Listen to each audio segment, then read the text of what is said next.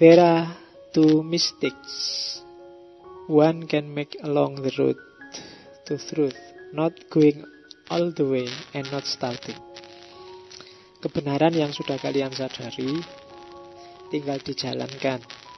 Cuma para penempuh jalan ini biasanya melakukan dua kesalahan besar. Yang pertama, tidak mengerahkan seluruh daya upaya. Dan yang kedua, tidak mulai-mulai jalan. Itu problem besarmu. Mungkin problem besarku juga. Kamu tidak berani full mati-matian mengerahkan segala daya upaya untuk menghidupkan kebenaranmu sendiri. Kamu selalu jalan dengan gas setengah, tidak berani gaspol. Mungkin karena males, mungkin karena nyari enaknya saja, mungkin nyari santainya aja. Maka hasilnya juga tidak maksimal. Not going all the way. Kamu sendiri nggak mati-matian. Atau ada yang mikir terus, pertimbangan terus, gak mulai-mulai.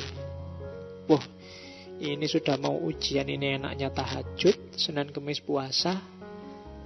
Tapi besok ada no wae alasane gak mulai-mulai. Wis itu masalah akut itu kita.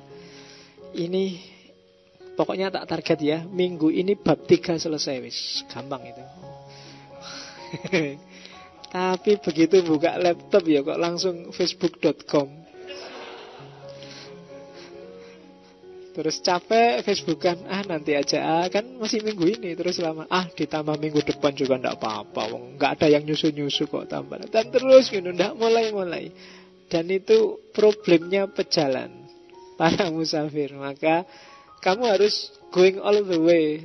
Kalau memang garap tesis, disertasi, skripsi, ya kerahkan semua daya upaya. Kamu bisanya 90 kasih 90, bisanya 100 kasih 100. Emangnya kamu nyimpen stamina buat apa? Dan mulailah sekarang. Start it now. Ayo dimulai. Udah kakean alasan lah. Alasan itu bisa kamu bikin 1001 kok. Alah umurku masih berapa sih, cepet-cepet lulus juga mau apa. Nanti sini, iya kan? Targetnya 14, baru 10, masa ribet. Kan kamu mesti gitu kan, alasan digoleki terus. Ndak lah, ayo dimulai sekarang. Saya kutip ini karena kelihatannya penyakit kita banyak di sini. Not going all the way dan not starting. Yang kedua, ini yang agak khas. A man asked Lord Buddha, I want happiness. Lord Buddha said, first remove I, that is ego. Then remove one, that is desire. See now, you are left with only happiness. Jadi suatu ketika ada seorang muridnya yang tanya pada Buddha, Buddha, aku ingin bahagia. Jawabnya Buddha, oke ya, pertama-tama buanglah akumu, egomu. Kedua, buanglah inginmu. Ingin itu hasrat nafsumu. Nah, kalau egomu dan hasratmu sudah kamu buang, sekarang yang tersisa bahagianya. Selesai. Selama ini, ya kalau di Islam maksudnya ya bersyukurlah. Kamu itu sudah layak bahagia. Sekarang itu sedang sangat bahagia. Cuma karena egomu dan hasratmu yang tidak terkendali, kamu tidak bahagia. Seolah-olah kamu tidak bahagia. Jadi aku ingin bahagia. Katanya Buddha gampang. Buangin akumu, buangin inginmu. Sudah, saat itu juga kamu akan bahagia. Ya kan? Yang bikin rumit kan egomu. Kamu punya parameter sendiri. Janjinya itu sudah enak. Oh, menurut kamu enggak Pak, enak itu IP-mu sudah 3,6. Enggak Pak, IP bagus itu saya ya 3,6. Belum masih. Hasratmu masih enggak karu-karuan. Sudah lulus komlot aja. Ini baru permulaan Pak. Ini belum. Iya, kapan senengmu? Bahagiamu, syukurmu itu kapan? Buanglah I dan buanglah one. Saat itu juga kamu bahagia sudah. Hari ini, bahkan detik ini juga bersyukurlah kamu sedang sangat bahagia. Kalau egomu bisa kamu kontrol Dan hasratmu juga bisa kamu kontrol. Tapi kalau dua-duanya main terus, ya kamu tidak akan ketemu dengan kebahagiaan. Terus, what you think, you become. What you feel, you attract. What you imagine, you create. Apa yang kamu pikirkan, seperti itulah kamu akan menjadi. Apa yang kamu rasakan, kesanalah kamu akan tertarik. Dan apa yang kamu bayangkan, itulah nanti yang akan kamu wujudkan. You create. Ya kan? Saya Pak, pinginnya setelah ini kawin dengan anaknya orang kaya, itu kan imagine. Biasanya itu kan yang nanti akan mati-matian kamu wujudkan. Apa yang kamu rasakan, kesitulah kamu akan ditarik, tertarik, merasa senang, merasa sedih. Rasanya saya sudah putus asa Pak, ya kamu akan ke sana, jadi putus asa beneran.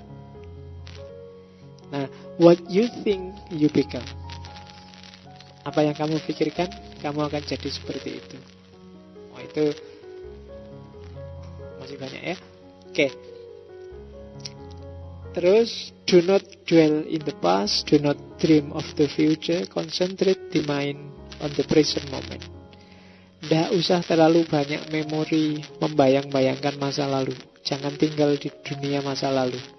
Dan jangan bermimpi tentang masa depan. Fokus saja untuk kehidupan hari ini, present moment.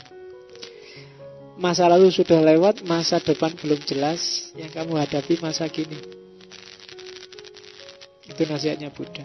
Karena orang yang hidupnya di masa lalu biasanya susah untuk hidup di masa kini. Sebaliknya orang yang mimpinya di masa depan juga tidak nyaman hidup di masa kini. Jadi nikmatilah hidupmu. Itu kan kayak seorang muridnya Sufi yang satu ketika datang ke gurunya. Terus sebenarnya gurunya ingin menyampaikan pesan ini sih. Terus ayo silahkan kamu tidur aja. Dikasih kamar tidur yang bawahnya banyak panahnya, atasnya juga ada tombak-tombak yang mau jatuh. Tapi kamar tidurnya ini leks luar biasa. Semalaman dia nggak bisa tidur. Kenapa? Mikir tombak yang mau jatuh sama yang di bawah tempat tidur. Jangan-jangan nanti nyubles aku atau ada yang jatuh satu, mati aku. Jadi seindah. Dan gurunya sebenarnya mau ngasih nasihat kayak Buddha ini. Coba kamu tidak usah mikir tombak-tombak yang ada di atas dan di bawah kasur. Nikmati aja kasur yang enak itu. Tidurmu akan pules. Tapi kamu gelisah mikir, aduh habis lulus jadi apa besok ya? Kira-kira aku bisa nggak ya dapat kerjaan enak? Bisa nggak dapat ini? Kamu gelisah dengan masa depanmu atau masa lalumu. Enak zaman dulu. Piye yo, penak zamanku tau dulu. Malah ya kan stres dewe kamu kalau mikir. Yang kamu hadapi itu sekarang kok. Enggak kayak SBY dulu, enggak kayak Soeharto dulu. Itu sudah lewat. Yang kamu hadapi Jokowi sekarang. Atau besok aja ganti presiden sik suwi. Jangan lari dari realitas. Sekarang kamu hadapi Jokowi, setuju atau tidak setuju, silahkan direspon. Tidak usah pengen kembali ke masa lalu atau datang ke masa depan. Hidupmu hari ini. Oke. Terus yang terakhir, masih ada nggak ya tadi ya? Oh masih ada. Ini kalimat terakhirnya Buddha. Many do not realize that we here must die. For those who realize this, quarrels end. Tidak banyak orang yang selalu sadar bahwa dia akan mati di sini, di dunia ini.